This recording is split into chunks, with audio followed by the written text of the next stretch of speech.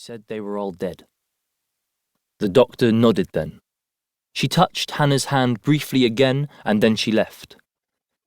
Hannah didn't want to sit in the room where her mother lay, so she smoked until the car from the funeral home pulled in outside, and she watched them later as they took Esther with them and drove away. It was so silent in the house. What did she know about her family? There must have been someone, no? But they were all dead. How selfish was her mother? How could she just up and die on her like this? She wasn't even old. She just got sick. It was so stupid. Hannah started crying, but silently, just sitting there at the kitchen window. Later, she emptied the ashtray into the trash. She turned it over when she did it. That old etching underneath. Palestine. She thought of her mother's strange accent, which she never lost, the bits of Hebrew, bedtime songs in a language neither Hannah nor her sister spoke, nonsense words really, something about the wind in the cypress trees, or so her mother said. Hannah went into the living room. She turned on the television. She watched Desperate Housewives. She wanted to call out to her mother, "Ima, your show's on." Why was the house so quiet? She got up. She went into Esther's room. The bed covers were pulled back. She sat on the edge of the bed. She put her hand on the indentation in the mattress where her mother had lain. "Oh, Ima," she said. She felt the tears come on then, and this time she broke the silence with it, crying with great big gulps of air, snot running down her face, and she blew her nose noisily on her sleeve. She curled into the spot on the mattress where Esther had lain, and she closed her eyes. She could smell her mother's lancome as she fell asleep.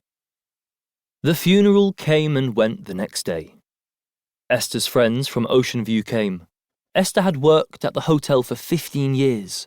The neighbours came, people from the gun club. Auntie Maria from the hotel gave Hannah a big hug. "It's always the good ones who are taken early," she said. There was no rabbi.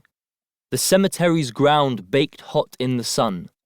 There was a grave, and Esther was put inside it, and then she was covered up with dirt.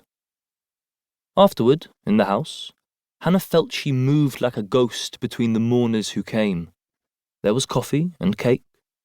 Auntie Maria stopped her, said, "She was so beautiful." She moved a strand of hair from Hannah's face gently. "You have her eyes," she said. Hannah's phone rang when she was in the bathroom. Her sister, who'd finally got her message. They cried on the phone.